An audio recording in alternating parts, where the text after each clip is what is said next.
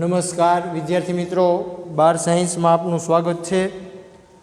વિદ્યાર્થી મિત્રો, આજે આપણે ઉદાહરણ 2.1ની ચર્ચા કરશું, સમજશું. એકદમ સરળ ઉદાહરણ છે. આપણે રકમ સમજવાનો પ્રયત્ન કરી. ઉદાહરણ 2.1 એનો એ બરાબર, એ અને બી બરાબર બે વિભાગ છે. એમાં એ વિભાગની સૌથી પહેલાં વાત કરી. 4 × 10⁻7 કુલમ વિદ્યુત ભારથી 9 સેન્ટીમીટર દૂર આવેલા પી બિંદુએ સ્થિતિમાનની ગણતરી કરો. વિદ્યાર્થી મિત્રો, આપણે એવું કીધું છે કે બિંદુ પી છે, બિંદુ પી એ વિદ્યુત ક્ષેત્રમાં છે. કોના? તો કે 4 × 10⁻7 કુલમ વિદ્યુત ભારના. એટલે આપણે રકમ આ પ્રમાણે વિચારી શકીએ કે આમાંનો કે કોઈ યામાક્ષ પદ્ધતિ છે. અહીંયા કોઈ વિદ્યુત ભાર છે. હવે આ વિદ્યુત ભાર આપણને આપ્યો છે 4 × 10⁻7 કુલમ. બરાબર, વિદ્યુત ભારનું મૂલ્ય આપણને આપ્યું છે 4 × 10⁻7 કુલમ. એટલે આ આપણો વિદ્યુત ભાર છે. તો એને પોતાનું વિદ્યુત ક્ષેત્ર છે એ આ રીતે બધી દિશામાં હશે. વિદ્યુત ભાર છે એટલે એને પોતાનું વિદ્યુત ક્ષેત્ર છે એ આ રીતે બધી દિશામાં ગોઠવાયેલું હશે. આ બાજુ પણ એનું વિદ્યુત ક્ષેત્ર પથરાયેલું હશે. હવે આપણે વિચારી કે અહીંયા કોઈ માનો કે બિંદુ પી છે. અહીંયા ધારો કે બિંદુ પી છે. હવે આ બિંદુ પી છે એ 9 સેન્ટીમીટર દૂર છે. જો એટલે આ જે આપણો સ્થાન સદિશ છે એનું મૂલ્ય આપ્યું છે 9 સેન્ટીમીટર. હવે આ બિંદુ છે, બિંદુ પી, અહીંયા વિદ્યુત સ્થિતિમાન આપણે ગણવાનું કહે છે. આ 4 × 10⁻7 કુલમ વિદ્યુત ભાર છે એને પોતાનું આમ વિદ્યુત ક્ષેત્ર હશે આજુબાજુના વિસ્તારમાં. હવે એમાં એક બિંદુ પી અહીંયા છે એટલે કે 9 સેન્ટીમીટર અંતરે બિંદુ પી છે અને ત્યાં આપણે વિદ્યુત સ્થિતિમાન શોધવું છે. એટલે આપણને જે ડેટા આપ્યો છે એ સૌથી પહેલાં લખી તો કે Q બરાબર 4 × 10⁻7 કુલમ. બરાબર, આ વિદ્યુત ભાર છે એને આપણે કેપિટલ Q નામ આપી દઈએ. હવે અંતર છે એ 9 સેન્ટીમીટર આપ્યું છે. જો આ આટલું અંતર 9 સેન્ટીમીટર, તો એને તમે R બરાબર 9 સેન્ટીમીટર બરાબર 9 × 10⁻2 મીટર. આપણે સેન્ટીમીટર છે, આ સેન્ટીમીટર એને આપણે મીટરમાં ફેરવા એટલે 10⁻2 વડે ગુણવા પડે. હવે પી બિંદુ છે ત્યાં આપણે વિદ્યુત સ્થિતિમાન ગણવાનું છે. તો વિદ્યાર્થી મિત્રો, થિયરીમાં આપણે બિંદુવત વિદ્યુત ભાર વડે ઉદ્ભવતું વિદ્યુત સ્થિતિમાનનું સૂત્ર શીખી ગયા. બરાબર, V બરાબર KQ અપોન R. વિદ્યાર્થી મિત્રો, આપણે આવું સૂત્ર શીખી ગયા થિયરીમાં. બિંદુવત વિદ્યુત ભાર છે, આપણો બિંદુવત વિદ્યુત ભાર છે એના વડે ઉદ્ભવતું વિદ્યુત સ્થિતિમાન. તો V બરાબર KQ અપોન R. આપણે આ સૂત્ર જાણી છે. હવે K ની કિંમત પણ આપણે જાણી છે 9 × 10⁹. Q આપણને રકમમાં આપ્યો છે 4 × 10⁻7 છેદમાં R છે એ પણ આપણને રકમમાં આપ્યો છે 9 × 10⁻2. તો વિદ્યાર્થી મિત્રો, તમે જોઈ શકો આ અંશમાં 9 છે અને આ 9 છેદમાં છે એટલે કેન્સલ થઈ જશે. હવે આ -2 છે, -2 એને અંશમાં તમે લેશો એટલે +2 થશે. +2 થશે એટલે 10⁹ + 2 એને ગુણ્યા 4 એને ગુણ્યા 10⁻7. આગળ સાદુરૂપ આપો તો 4 × 10 આ 9, 10 ને 11, 11માંથી આ 7 બાદ થશે એટલે 4 × 10⁴ આવશે. વિદ્યુત સ્થિતિમાન છે એટલે એકમ છે એ વોલ્ટ આવશે. બરાબર, આનો જવાબ આવશે 4 × 10⁴ વોલ્ટ. આ વિદ્યુત સ્થિતિમાન, આ બિંદુ પી છે ત્યાં વિદ્યુત સ્થિતિમાન તમને મળશે 4 × 10⁴ વોલ્ટ.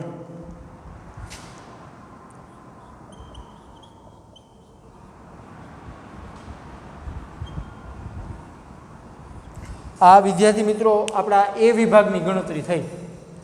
હવે બી વિભાગ આપણે સમજવાનો પ્રયત્ન કરી તે પરથી 2 × 10⁻⁹ કુલમ વિદ્યુત ભારને અનંત અંતરેથી પી બિંદુએ લાવવા માટે કેટલા કરેલા કાર્યની ગણતરી કરો। હવે આપણને એવું કીધું છે કે વિદ્યુત સ્થિતિમાન માટે આપણે અનંત અંતરેથી આમ એકમ ધન વિદ્યુત ભારને લઈ આવતા હતા।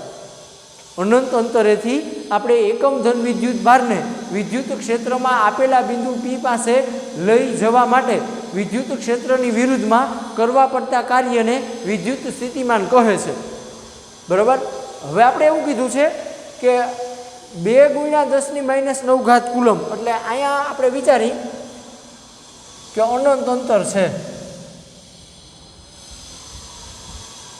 અહીંયા માનો કે અનંત અંતર થાય છે સમજવા માટે વિચારીએ આપણે અને ત્યાં વિદ્યુત ભાર છે 2 × 10⁻⁹ કુલમ। હવે આપણે એવું કીધું છે કે આ 2 × 10⁻⁹ કુલમ છે વિદ્યુત ભાર એને આપણે આ બિંદુ પી પાસે લઈ જવાનો છે। બરાબર। તો વિદ્યુત ક્ષેત્ર છે આપણું આ વિદ્યુત ક્ષેત્ર એની વિરુદ્ધમાં આપણે બાહ્ય બળ લગાડવું પડે। આ જે વિદ્યુત ક્ષેત્ર છે આપણું આ વિદ્યુત ક્ષેત્ર એની વિરુદ્ધમાં બાહ્ય બળ લગાડવું પડે। બાહ્ય બળ લગાડીએ એટલે કાર્ય થશે। આ કાર્ય આપણે શોધવાનું છે। જો આપણે રકમમાં સ્પષ્ટ કીધું છે 2 × 10⁻⁹ કુલમ વિદ્યુત ભારને અનંત અંતરેથી પી બિંદુએ લાવવા માટે કરેલા કાર્યની ગણતરી કરો। બરાબર। આ વિદ્યુત ભાર છે 2 × 10⁻⁹ કુલમ વિદ્યુત ભાર એને આપણે આમ બિંદુ પી પાસે લઈ જવો છે। તો આ જે વિદ્યુત ક્ષેત્ર છે આ વિદ્યુત ક્ષેત્ર એની વિરુદ્ધમાં આપણે કાર્ય કરવું પડશે। આ કાર્ય આપણે ગણવાનું છે। તો વિદ્યાર્થી મિત્રો આપણે સૂત્ર જાણી છીએ કે વિદ્યુત સ્થિતિમાન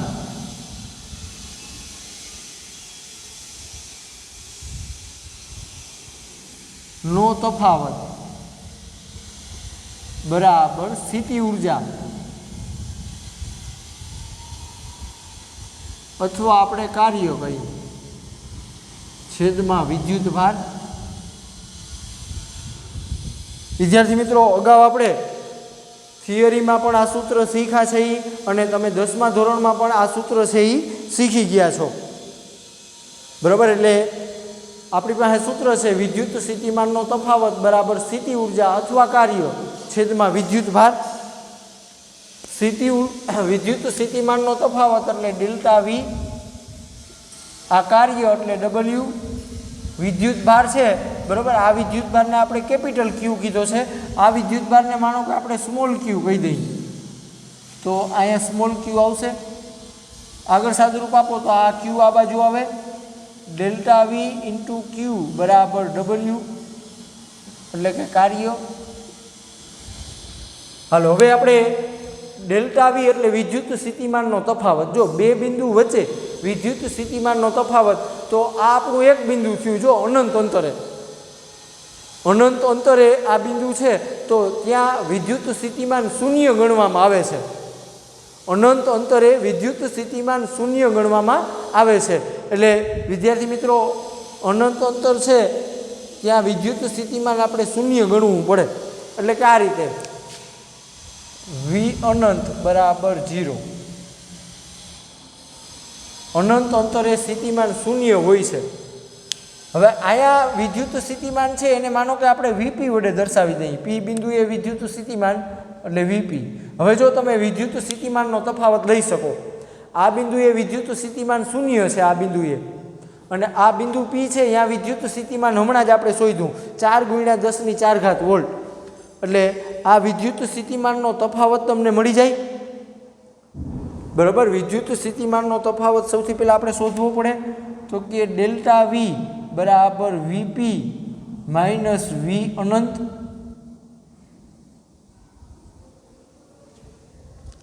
હાલો વીપી એટલે આપણે જાણી છીએ 4 × 10⁴ વોલ્ટ મળ્યા, હમણાં જ આપણે ગણતરી કરી।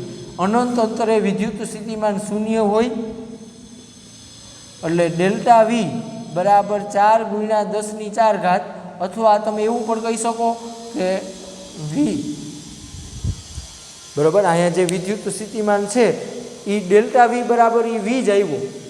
એટલે અહીંયા તમે આવું પણ લખી શકો કે વી ઇન્ટુ ક્યુ બરાબર ડબલ્યુ. ડેલ્ટા વી બરાબર આપણો અહીંયા વી થાય છે. હવે આ જવાબ આપણને ખબર છે 4 ગુણ્યા 10⁴. હાલો આ ક્યુ આપણને રકમમાં આપ્યો છે, જો 2 ગુણ્યા 10⁻⁹ બરાબર ડબલ્યુ. એટલે આ 4 દુ 8 થશે. 8 ગુણ્યા 10 આ 4 છે અને આ -9 છે. જો આધાર સરખા એટલે ઘાતાંકોનો સરવાળો થાય, બરાબર. 9 માંથી 4 બાદ કરો એટલે 5, પણ -5. કાર્ય છે એટલે જૂલ બરાબર ડબલ્યુ. એટલે વિદ્યાર્થી મિત્રો આ કાર્ય છે એ 8 ગુણ્યા 10⁻5 જૂલ આવશે. હાલો આગળ શું કીધું છે? શું જવાબ વિદ્યુત ભારને જે માર્ગે લાવવામાં આવે છે તેના પર આધારિત છે? બરાબર. આપણે આ વિદ્યુત ભારને આમ સીધા માર્ગે લાવી કે આમ આ રીતે લાવી કે આ વિદ્યુત ભારને આ બાજુ ફરીને લાવી, તો કાર્ય છે એ આપણે પસંદ કરેલા માર્ગ ઉપર આધારિત નથી. વિદ્યાર્થી મિત્રો આપણે થિયરીમાં સાબિતી સાથે મેળવ્યું હતું. થિયરીમાં આપણે સાબિતી સાથે મેળવ્યું હતું, જો યાદ હોય, બરાબર. તો આપણે આ રીતની થિયરી શીખ્યા. મેં આખી સાબિતી તમને સમજાવી છે કે આ કોઈ યામાક્ષ પદ્ધતિ છે.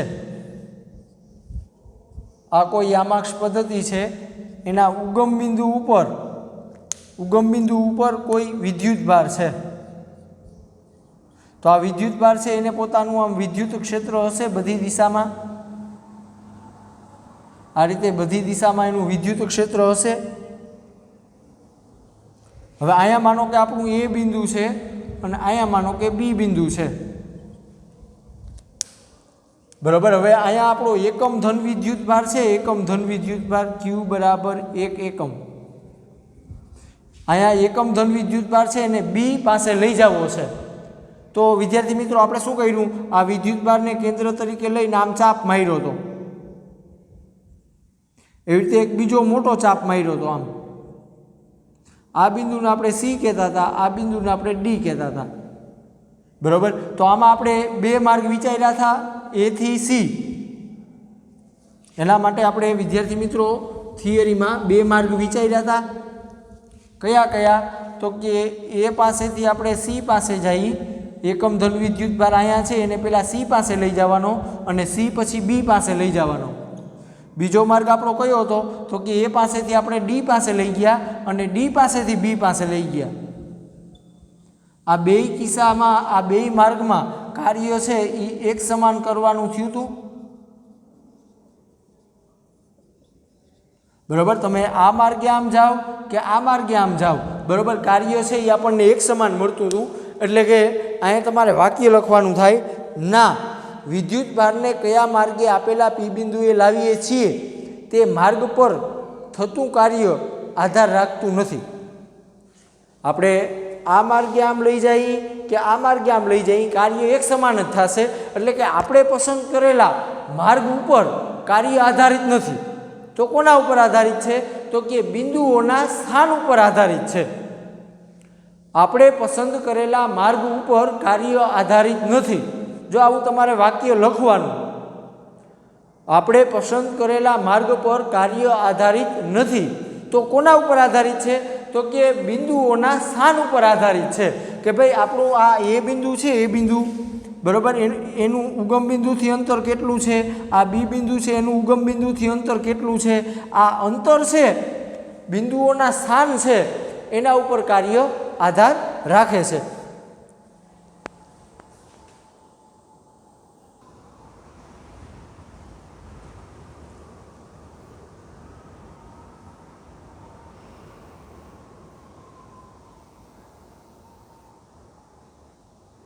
વિદ્યાર્થી મિત્રો એનાથી આપણે આગળ વધી, જો મેં હમણાં જ તમને વાત કરી કે તમે એકમ ધન વિદ્યુત ભારને એ થી સી અને સી થી બી લઈ જાઓ, એટલે કે આ માર્ગે લઈ જાઓ કે આ માર્ગે લઈ જાઓ, કાર્ય બેયમાં એક સમાન જ કરવું પડે. એટલે આપણે વાક્ય લખવાનું થાય કે આપણે પસંદ કરેલા માર્ગ ઉપર કાર્ય આધારિત નથી, બિંદુઓના સ્થાન ઉપર કાર્ય છે એ આધાર રાખે છે। હવે અહીંયા તમે જોઈ શકો કે આપણે આ એકમ ધન વિદ્યુત ભારને એ થી સી પાસે લઈ ગયા હતા, આમ એ થી સી પાસે, તો આપણું સ્થાનાંતર આ દિશામાં થતું હતું। જો સ્થાનાંતર આ દિશામાં, સ્થાનાંતર ડીઆર છે, સ્થાનાંતર ડીઆર એ આપણું આ દિશામાં થતું હતું, આ દિશામાં। અને વિદ્યુત ક્ષેત્ર તમે જોશો, આ ધન વિદ્યુત ભાર છે એટલે વિદ્યુત ક્ષેત્ર આમ બહાર નીકળતી દિશામાં આવે। તો આ સ્થાનાંતર અને વિદ્યુત ક્ષેત્ર અહીંયા પરસ્પર લંબ રૂપે છે। તો અહીંયા વિદ્યુત ક્ષેત્ર વડે થતું કાર્ય છે WAC એના બરાબર આપણે શૂન્ય મળતા હતા। શું કામ? તો કે આપણું સ્થાનાંતર અને વિદ્યુત ક્ષેત્ર પરસ્પર લંબ રૂપે છે, બરાબર। એટલે વિદ્યુત ક્ષેત્ર વડે થતું જે આ કાર્ય છે એ આપણને શૂન્ય મળતું હતું, બરાબર। જો યાદ ન હોય તો આવી તમે ગણતરી પણ કરી શકો। W બરાબર સંકલન E ડોટ dr સંકલન E dr cos થીટા, બરાબર। અહીંયા થીટા બરાબર કેટલા થયા? π/2 થયા। આ cos π/2 એટલે 0 થશે કાર્ય, બરાબર। જ્યારે અહીંથી વિદ્યુત ભાર અહીંયા આવી જાય પછી અહીંયા એકમ ધન વિદ્યુત ભારને બી પાસે આમ લઈ જવું હોય તો એ કાર્ય વિદ્યુત ક્ષેત્ર કરે છે, બરાબર। કહેવાનો અર્થ એવો છે કે સ્થાનાંતર, જો આપણું સ્થાનાંતર આ દિશામાં હોય અને વિદ્યુત ક્ષેત્ર પણ એ જ દિશામાં હોય તો વિદ્યુત ક્ષેત્ર કાર્ય કરે છે। એટલે અર્થ એવો થાય કે સ્થાનાંતરના આપણને બે ઘટકો મળે, બરાબર। યાદેચ્છિક માર્ગને અનુરૂપ સ્થાનાંતરના બે પરસ્પર લંબ ઘટકોમાં વિભાજિત કરી શકાય। સ્થાનાંતર આરને સમાંતર, બરાબર। તમે જોઈ શકો કે સ્થાનાંતર અહીંથી સી પાસેથી એકમ ધન વિદ્યુત ભાર અહીંયા બી પાસે આમ લઈ જાઓ તો આ સ્થાનાંતર અને વિદ્યુત ક્ષેત્ર એકબીજાને સમાંતરમાં છે। જો તો અહીંયા ખૂણો તમે જોશો તો 0 અંશનો બને છે, એટલે અહીંયા કાર્ય છે એ વિદ્યુત ક્ષેત્ર કરે છે, બરાબર। WCB, તો અહીંયા વિદ્યુત ક્ષેત્ર કાર્ય કરે છે। જો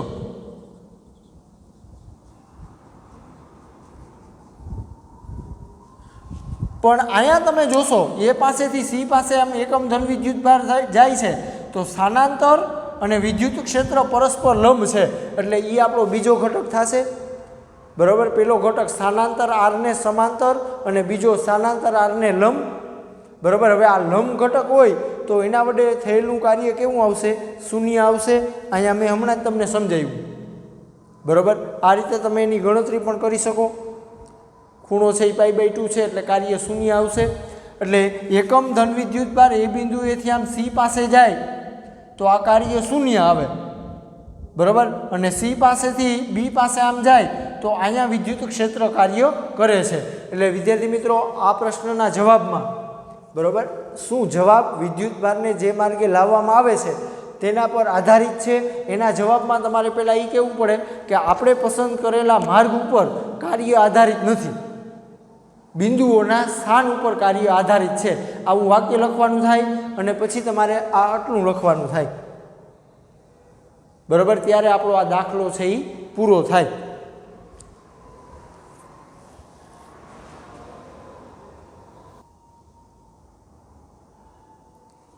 વિદ્યાર્થી મિત્રો ઉદાહરણ સમજ્યા પછી આપણે એક થિયરી લઈ લઈએ। બે વિદ્યુત ભારોના તંત્રની સ્થિતિ ઉર્જાનું સૂત્ર મેળવો। જો તંત્રમાં બે વિદ્યુત ભારો છે એની આપણે સ્થિતિ ઉર્જા શોધવાની છે, બરાબર। સૌથી પહેલાં હું તમને એક આકૃતિ સમજાવું કે આ માનો કે કોઈ આપણી યામાક્ષ પદ્ધતિ છે, આ ધારો કે આપણી કોઈ યામાક્ષ પદ્ધતિ છે, અથવા પહેલાં આપણે હું લઈ લઈએ કે અહીંયા માનો કે કોઈ બિંદુ એ છે અને અહીંયા માનો કે કોઈ બિંદુ બી છે,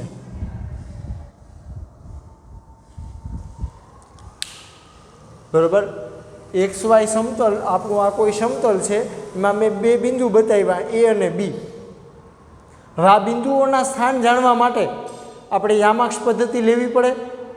એ અને બી બિંદુ છે, જો બિંદુ છે, વિદ્યુત ભાર નથી બોલતો, સમતલમાં એ અને બી બિંદુ દર્શાવ્યા છે. હવે આના સ્થાન જાણવા માટે, બિંદુઓના સ્થાન જાણવા માટે આપણે યામાક્ષ પદ્ધતિ લેવી પડે.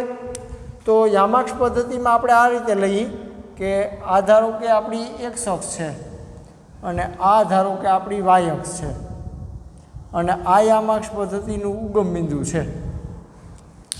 હવે આ જે બિંદુ એ છે એના સ્થાન માટે આપણે સ્થાન સદિશ R1 દર્શાવી દઈએ. બિંદુ બી છે એના સ્થાન માટે આપણે સ્થાન સદિશ R2 દર્શાવી દઈએ.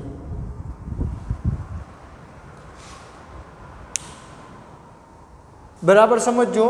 સૌથી પહેલાં મેં સમતલમાં એ અને બી બિંદુ લીધા છે. આ બિંદુઓના સ્થાન જાણવા માટે આપણે યામાક્ષ પદ્ધતિનો ઉપયોગ કરવો પડે.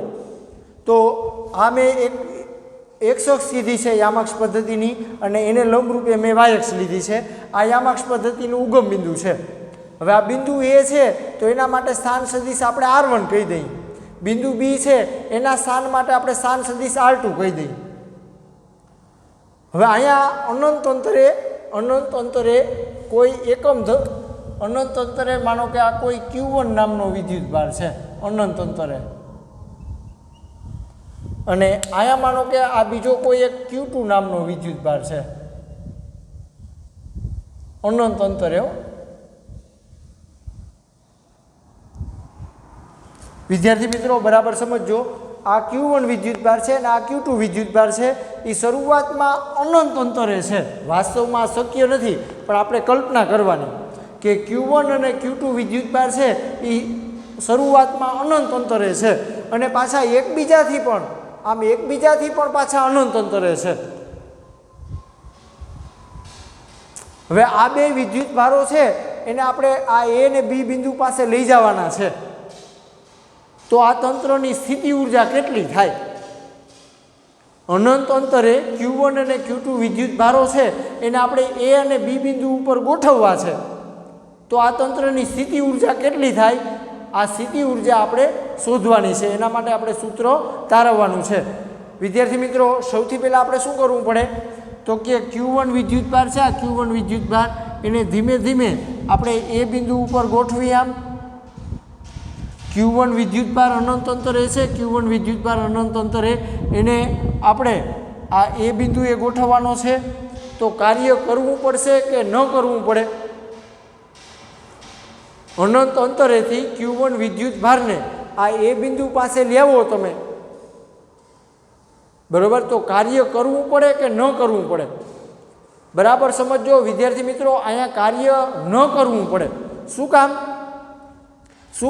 તો કે એ અને બી બિંદુ છે અત્યારે એ અને બી બિંદુ ત્યાં કોઈ વિદ્યુત ક્ષેત્ર જ નથી. જો વિદ્યુત ક્ષેત્ર હોય તો એની વિરુદ્ધમાં આપણે કાર્ય કરવું પડે, પણ શરૂઆતમાં એ બિંદુએ કોઈ વિદ્યુત ક્ષેત્ર નથી એટલે વિદ્યુત ક્ષેત્રની વિરુદ્ધમાં કરવું પડતું કાર્ય છે એ શૂન્ય આવશે. એટલે વિદ્યાર્થી મિત્રો મેં અહીંયા સ્પષ્ટ લખ્યું છે. ધારો કે શરૂઆતમાં Q1 અને Q2 વિદ્યુતભારો અનંત અંતરે છે, બરાબર. આ Q1 અને Q2 વિદ્યુતભારો શરૂઆતમાં અનંત અંતરે છે. તેમાંના Q1 વિદ્યુતભારને ઉગમ બિંદુની સાપેક્ષે આપણે R1 અંતરે લેવો છે. જો અહીંયા બરાબર Q1 વિદ્યુતભાર છે એને આપણે R1 અંતરે લેવાનો છે અને Q2 વિદ્યુતભાર છે, આ Q2 વિદ્યુતભાર એને આપણે R2 અંતરે ગોઠવવાનો છે.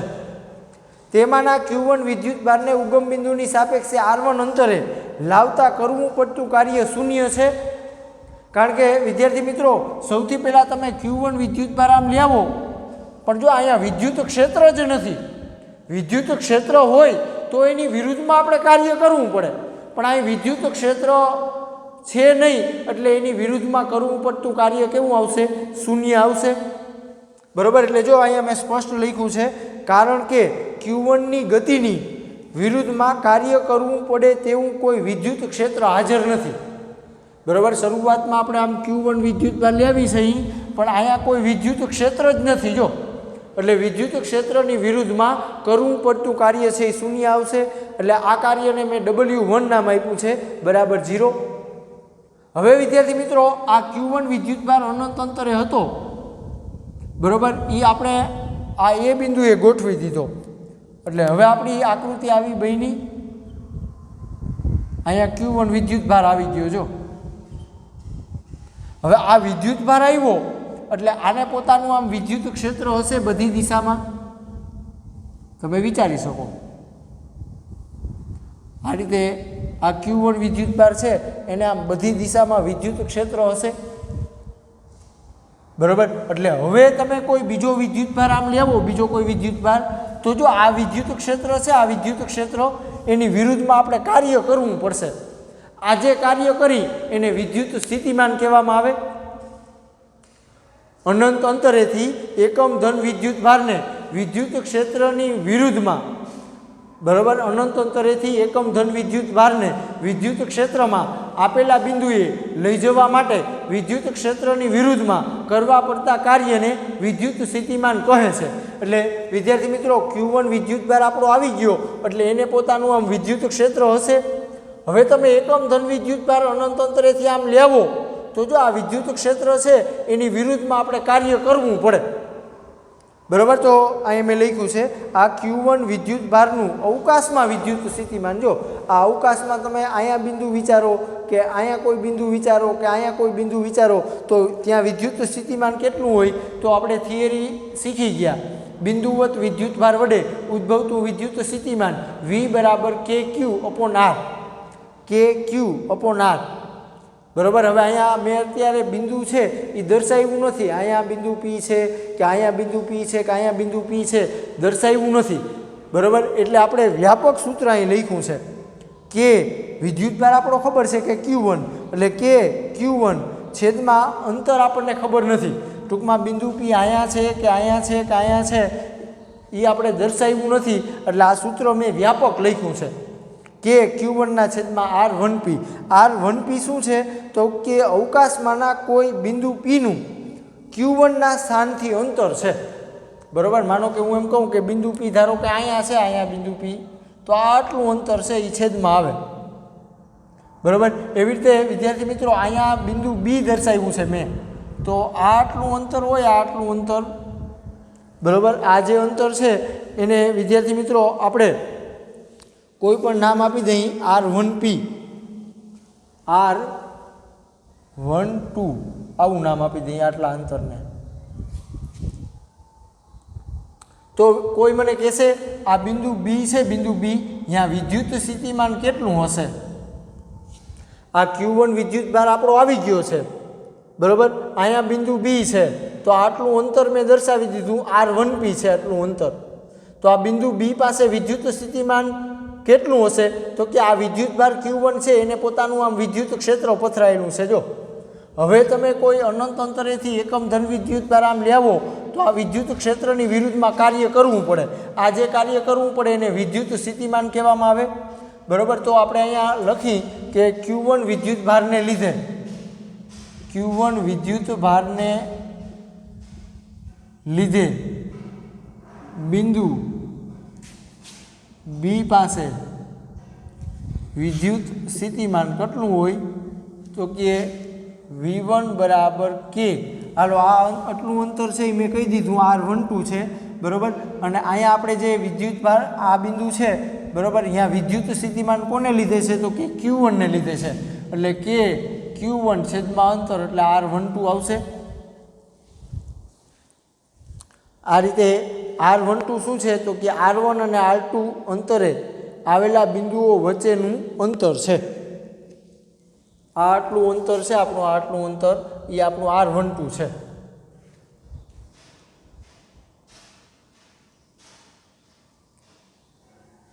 બરાબર. તો હવે Q2 વિદ્યુત ભાર છે, જો Q1 વિદ્યુત ભાર આપણો અહીં ગોઠવાઈ ગયો, હવે આપણે આ Q2 વિદ્યુત ભાર છે એને આપણે આ બિંદુ B પાસે લેવો છે, બરાબર. Q2 વિદ્યુત ભાર છે એને આપણે બિંદુ B પાસે લેવો છે, એટલે કે R2 અંતરે ગોઠવવો છે આ Q2 વિદ્યુત ભારને, બરાબર. Q2 વિદ્યુત ભારને આપણે આમ લેવશું તો જો આ વિદ્યુત ક્ષેત્ર છે, આ વિદ્યુત ક્ષેત્ર એની વિરુદ્ધમાં આપણે કાર્ય કરવું પડશે. તો કાર્યનું આપણી પાસે સૂત્ર છે કાર્ય બરાબર, બરાબર, અથવા તમે એવું કહો કે વિદ્યુત સ્થિતિમાન બરાબર કાર્યના છેદમાં વિદ્યુત ભાર. વિદ્યાર્થી મિત્રો આવું તમારે સૂત્ર આવી ગયું, વિદ્યુત સ્થિતિમાન બરાબર કાર્ય અથવા સ્થિતિ ઉર્જા છેદમાં વિદ્યુત ભાર. બરાબર, વિદ્યુત સ્થિતિમાનનો તફાવત માનો કે કયો તમે તફાવત, તો અનંત અંતરે તો વિદ્યુત સ્થિતિમાન શૂન્ય હોય, બરાબર, અનંત અંતરે વિદ્યુત સ્થિતિમાન શૂન્ય હોય, અને આ બિંદુએ વિદ્યુત સ્થિતિમાન આપણને ખબર છે V1 છે, V1 માઇનસ 0 બરાબર W છેદમાં વિદ્યુતભાર આપણો Q2 છે, એટલે V1 Q2 બરાબર W આવું સૂત્ર બનશે. વિદ્યાર્થી મિત્રો, Q2 વિદ્યુતભાર છે એને જો આપણે અહીંયા R2 અંતરે ગોઠવવું હોય, R2 અંતરે, તો આટલું કાર્ય કરવું પડે, V1 Q2 બરાબર W. હવે આ કાર્ય છે એનું નામ મેં W2 આપ્યું છે જો, બરાબર, અને અહીંયા સ્પષ્ટ લખ્યું છે Q1 ના વિદ્યુત ક્ષેત્રમાં અનંત અંતરેથી, જો આ Q1 છે, Q1 એનું આ વિદ્યુત ક્ષેત્ર છે, એની અંદર બિંદુ P, એની અંદર બિંદુ B છે, જો Q1 ના વિદ્યુત ક્ષેત્રમાં અનંત અંતરેથી Q2 વિદ્યુતભારને R2 અંતરે આવેલા બિંદુએ લાવવા માટે બાહ્ય બળે કરેલું કાર્ય, તો W2 બરાબર Q2 ઇન્ટુ V1. બરાબર, જો યાદ ન હોય તો વિદ્યાર્થી મિત્રો આપણે આવું સૂત્ર અગાઉ શીખી ગયા, વિદ્યુત સ્થિતિમાનનો તફાવત બરાબર કાર્ય અથવા સ્થિતિ ઉર્જા છેદમાં વિદ્યુતભાર. વિદ્યુત સ્થિતિમાનનો તફાવત એટલે અનંત અંતર હોય, અનંત અંતર, અહીંયા વિદ્યુત સ્થિતિમાન શૂન્ય ગણવામાં આવે, એટલે V1 માઇનસ 0 બરાબર W ના છેદમાં Q2. બરાબર, અહીંયા કાર્ય છે અને આપણે W2 નામ આપ્યું છે, W2 ને કરતા કરો એટલે Q2 આ બાજુ આવશે. બરાબર, હવે આમાં તમારે કિંમત મૂકવાની થાય, આ V1 દેખાય, આ V1, બરાબર, એ તો તમે જાણો છો, V1 તો તમે જાણો છો કે Q1 ઇન્ટુ R12, કે Q1 ઇન્ટુ R12 એને ગુણ્યા શું થાય તો કે Q2 થાય, આ W2 મળ્યું.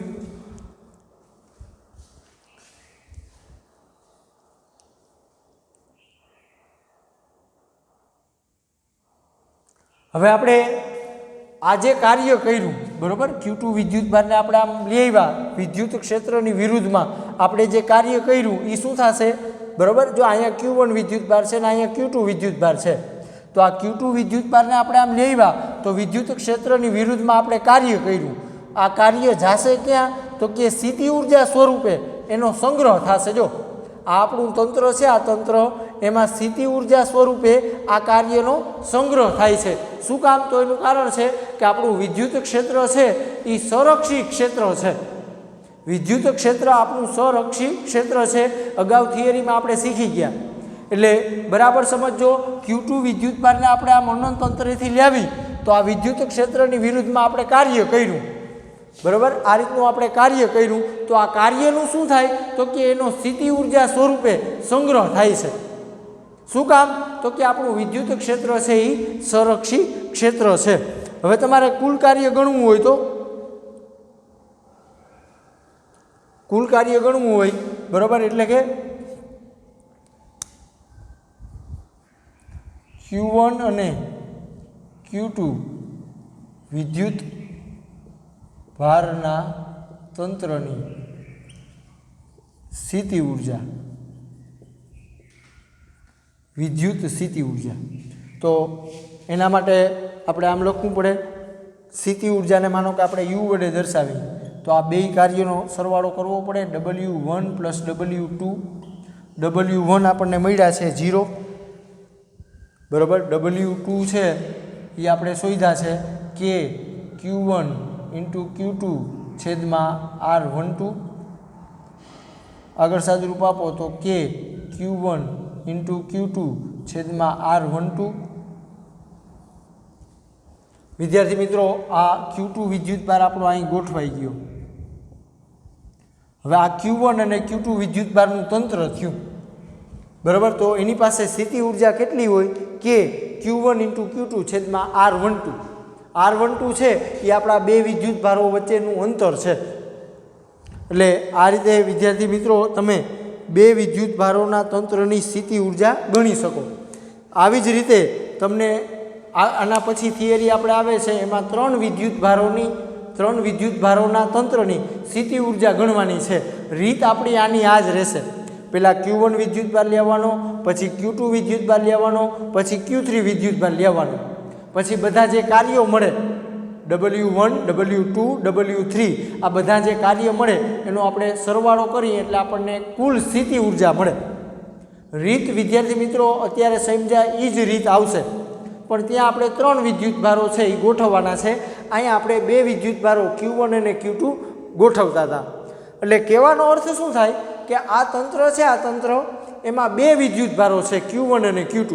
તો એની સ્થિતિ ઉર્જા આપણે ગણવી હોય તો શું કરવાનું, તો કે એ 2 વિદ્યુતભારો છે એની આપણે જોડ બનાવવાની. જો Q1 × Q2 2 વિદ્યુતભારોની આપણે જોડ બનાવવાની અને છેદમાં આપણે અંતર લેવાનું, 2 વિદ્યુતભારો વચ્ચેનું અંતર.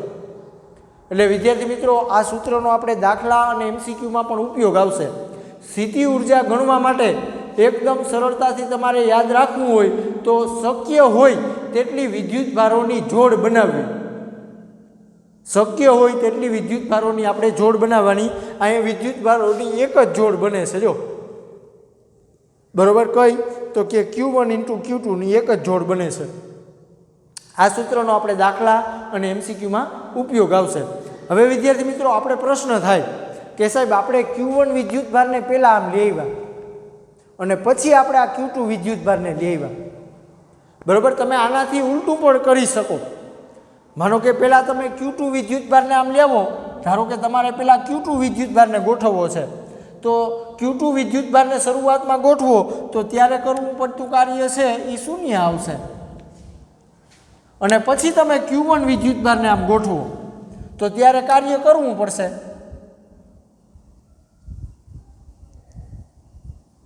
એટલે સ્થિતિ ઉર્જા છે બરાબર એ તો સમાન જ મળે. કહેવાનો અર્થ એવો છે વિદ્યાર્થી મિત્રો કે અનંત અંતરેથી તમે Q1 વિદ્યુતભારને પહેલાં ગોઠવો અને પછી Q2 વિદ્યુતભારને ગોઠવો ત્યારની સ્થિતિ ઉર્જા, અને આનાથી ઉલટું કરો, Q2 ને પહેલાં ગોઠવો અને પછી Q1 ને લાવો તો પણ સ્થિતિ ઉર્જા છે એ આપણી એક સમાન રહેશે. એટલે એના ઉપરથી તમે કહી શકો વિદ્યુતભારોને ગમે તે રીતે પોતાના નિશ્ચિત સ્થાનો પર લાવવામાં આવે તો પણ સ્થિતિ ઉર્જાનું સૂત્ર બદલાતું નથી, કારણ કે સ્થિત વિદ્યુત બળ સંરક્ષી છે. તેથી થતું કાર્ય એ માર્ગ પર આધારિત નથી. બરાબર, વિદ્યુત ક્ષેત્ર છે એ સંરક્ષિત ક્ષેત્ર છે.